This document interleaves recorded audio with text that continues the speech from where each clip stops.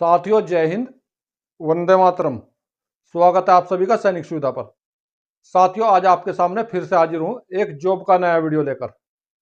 तो जैसा कि आप सभी जानते हैं, मैं आप सभी के लिए जॉब और वेलफेयर के महत्वपूर्ण वीडियो लेकर आता हूं।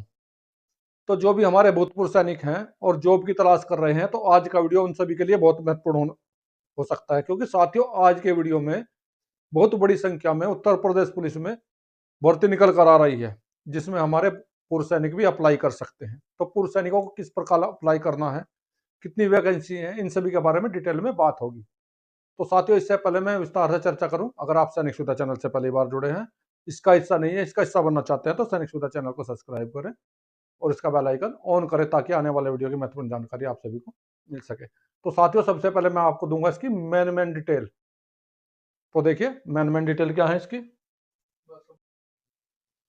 तो साथियों, जैसे आप देख पा रहे हैं, Uttar Pradesh police recruitment and promotion board, इसकी तरफ से पूरी डिटेल जानकारी दी गई है। Uttar Pradesh constable recruitment 2025 advertise number, ये इसका एडवर्टाइज नंबर है। दोस्तों, एप्लीकेशन फीस के बारे में बात कर लेते हैं। इसके 500 रुपए फीस है। ओबीसी ईडब्ल्यूएस इसके लिए 500 रुपए है, SC ST वालों के लिए 400 रुपए है।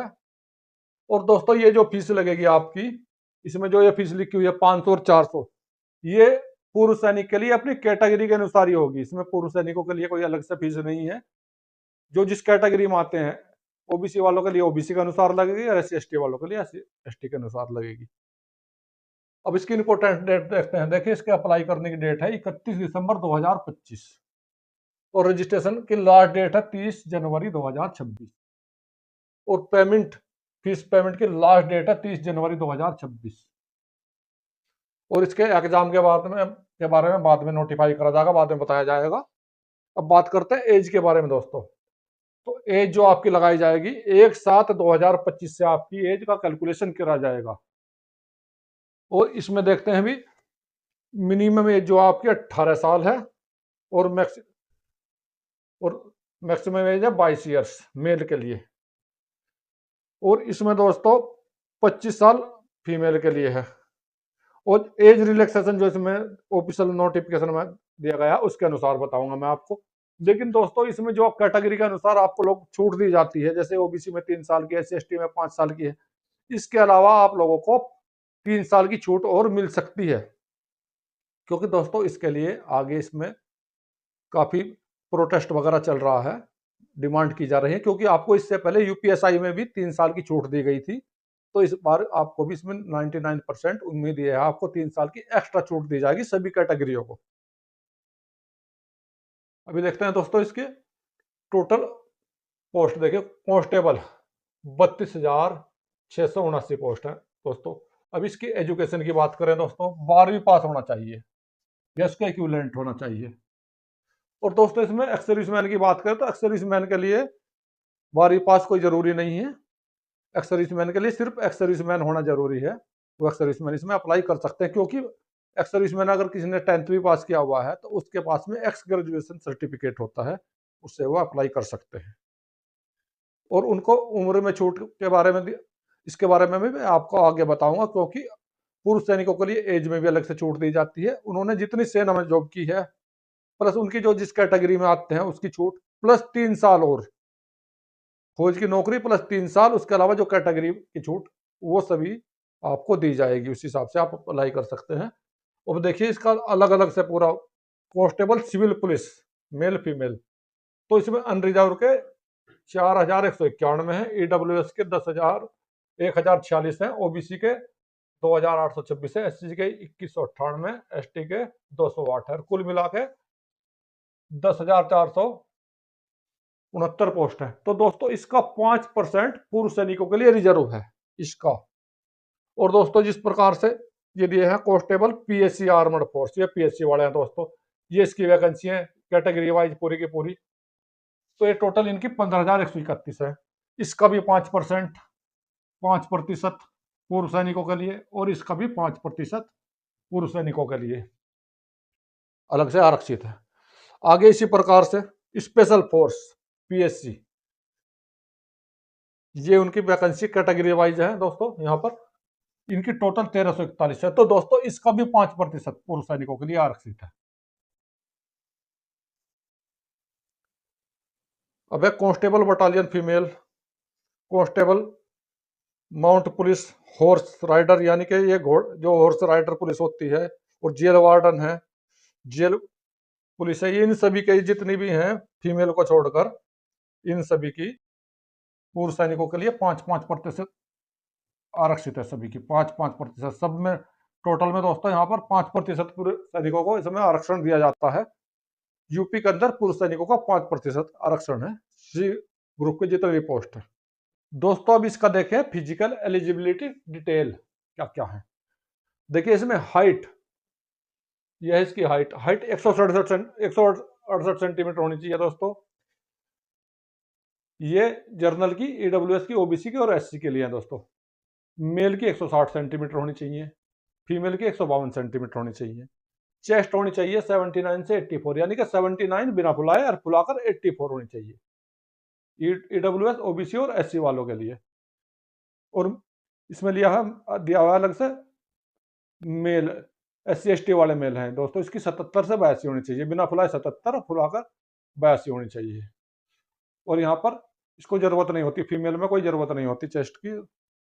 या रनिंग की बात करें तो 4.8 किलोमीटर 25 मिनट में रनिंग होनी चाहिए, और जो फीमेल के लिए 2.4 किलोमीटर होनी चाहिए 14 मिनट में। वजन की कोई जरूरत नहीं होती दोस्तों, इसमें वजन अन्य है, कोई जरूरत नहीं है। और इसमें 40 केजी तो होना चाहिए कम से कम। पे स्केल रहेगा 5200 से लेके 20,200, और ग्रेड पे रहेगा इसका 2,000 रुपये दोस्तों। और पे मैट्रिक्स रहेगा 21,700 रुपये। अब सिलेक्शन प्रोसेस की बात करें इसमें दोस्तों, तो selection on the basis of written exam, PAT exam, document verification, यानी कि 3 तरह के इसमें आपके सिलेक्शन के प्रोसेस होंगे। सबसे पहले आपका रिटन एग्जाम होगा, जो रिटन एग्जाम को क्वालिफाई कर देंगे उसके बाद में उसका पीटी एग्जाम होगा, फिजिकल एफिशिएंसी टेस्ट होगा, फिर डॉक्यूमेंट वेरिफिकेशन होगा इसका। दोस्तों ये टेस्ट है इसके। तो दोस्तों अभी मैं आपको दिखाता हूं इसका मेन नोटिफिकेशन। मेन नोटिफिकेशन में क्या दिया है इसके, तो जैसे आप देख पा रहे हैं, उत्तर प्रदेश सरकार, उत्तर प्रदेश पुलिस भर्ती एवं प्रोन्नति बोर्ड, तुलसी गंगा कॉम्प्लेक्स 19 विधानसभा मार्ग लखनऊ, ये इनके मोबाइल नंबर है, ये इनकी वेबसाइट है www.uppb.gov.in। ये सूचना विज्ञप्ति, उत्तर प्रदेश पुलिस में आरक्षी नागरिक पुलिस व समकक्ष पदों पर सीधी भर्ती। तो दोस्तों भर्ती है अलग अलग 7/2025 को, दिनांक दिसंबर 31 को जारी करा गया है, जब से ये आपकी चालू है। तो बहुत बड़ा नोटिफिकेशन है दोस्तों। अगर मैं पूरा दिखाऊंगा तो वीडियो 2 घंटे से भी ज्यादा का हो जाएगा, इसलिए मैं आपको इसमें सिर्फ भूतपूर्व सैनिक का दिखाता हूँ।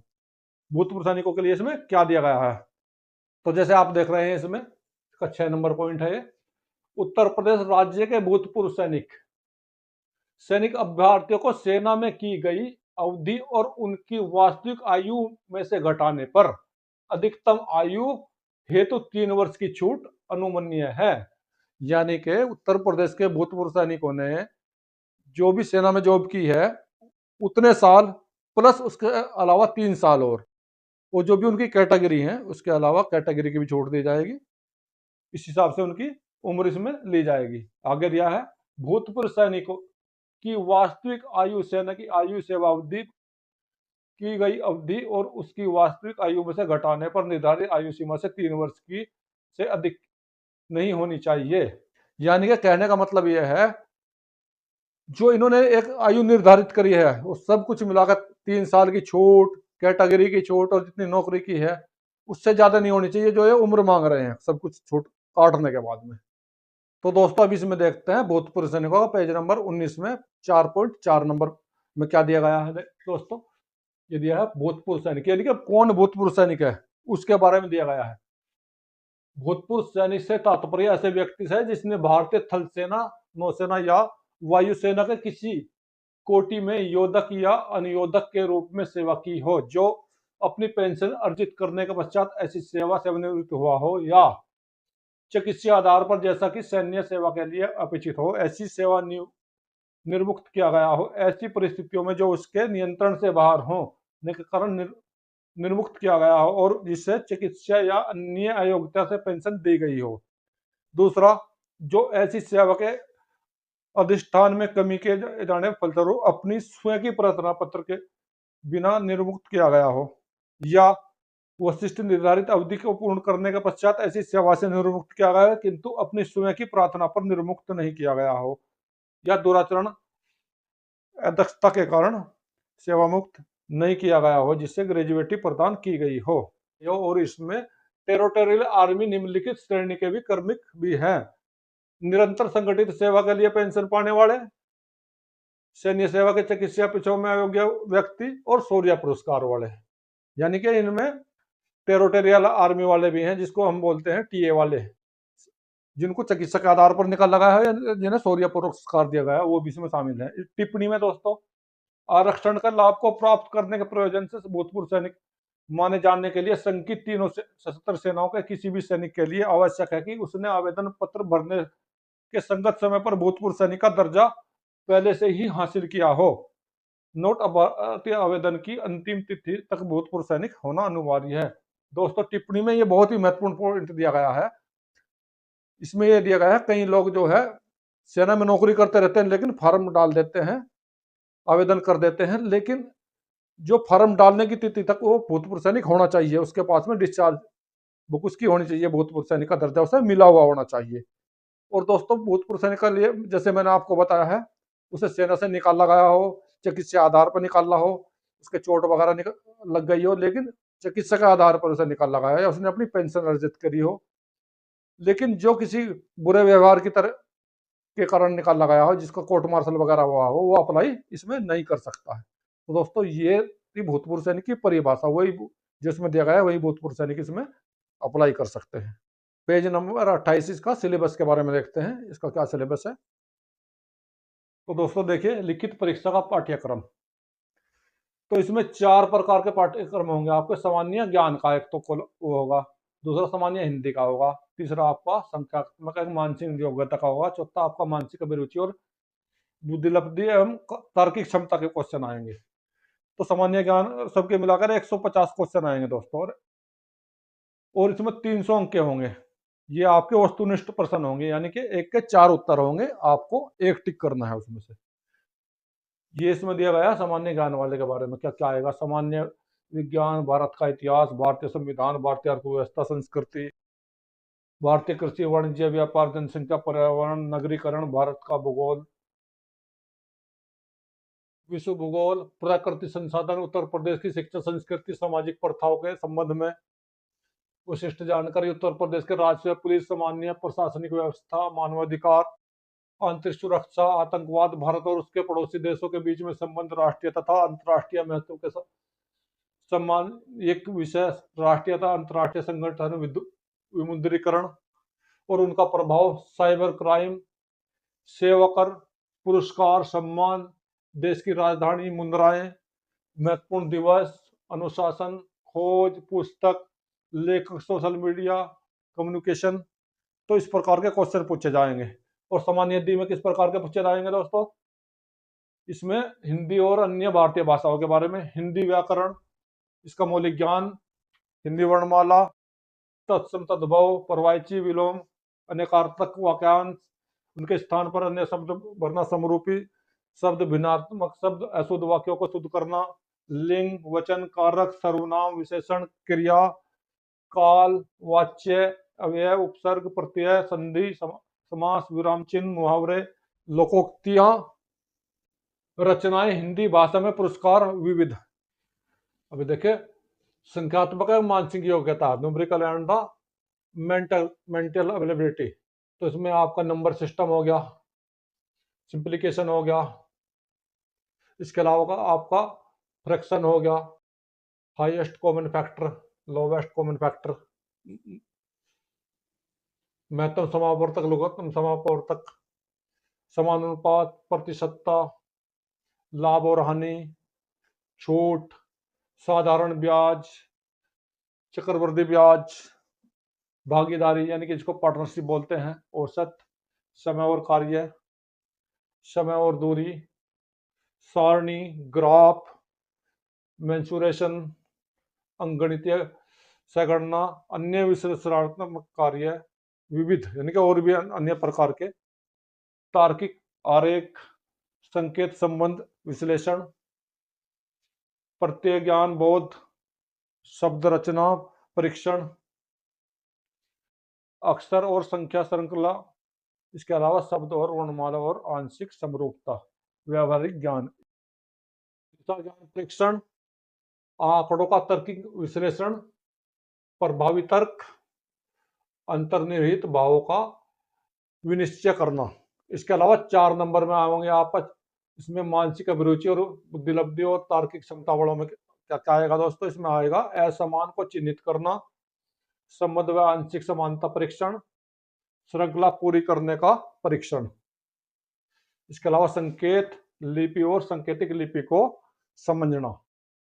इसके अलावा दिशा ज्ञान परीक्षण, रक्त संबंध, वर्णमाला और आधारित प्रश्न, समय क्रम और परीक्षण, गणितीय योग्यता परीक्षण, वेन आरेख चार्ट सदृश्य परीक्षण, क्रम और व्यवस्थित करना, समरूपता, खाली स्थान को भरना, समानता, भिन्नता, समस्याओं को सुलझाना, विश्लेषण निर्णय क्षमता और दृश्य स्मृति, विभेदन क्षमता, पर्यवेक्षण, संबंध, अवधारणा, अंकगणितीय तर्क। इसके अलावा अंकगणितीय श्रृंखला, संख्या श्रृंखला, आकृति, शब्द और आकृति वर्गीकरण, अमूर्त विचारों प्रतीकों तथा उनके संबंधों को समायोजन की क्षमता। इस प्रकार के चारों के चारों में इस प्रकार के क्वेश्चन जैसे मैंने बताए हैं ये आपके आएंगे। तो साथियों आज के वीडियो में यही थी मेरे द्वारा दी गई पूर्व सैनिकों के लिए जॉब के बारे में जानकारी, जो बहुत बड़ी जॉब है आप सभी के लिए। आप इसमें अप्लाई कर सकते हैं। इसकी जो मेरिट है बहुत ज़्यादा नहीं जाती, अगर आप थोड़ा से भी मेहनत कर लेते हैं तो इसमें आप ये जॉब पा सकते हैं। तो साथियों अगर आप लोगों को मेरे द्वारा दी गई जानकारी अच्छी लगी है तो मेरे वीडियो को लाइक करें, चैनल को सब्सक्राइब करें। अगर आपका किसी का भी कोई भी इसके बारे में किसी भी प्रकार का कोई प्रश्न है तो आप मुझसे कमेंट में पूछ सकते हैं। मेरे द्वारा दी गई जानकारी बिल्कुल निःशुल्क रहेगी। तो साथियों मिलता अगली वीडियो में इसी प्रकार के अन्य महत्वपूर्ण जानकारी के साथ। वीडियो देखने के लिए धन्यवाद दोस्तों। जय हिंद, वंदे मातरम।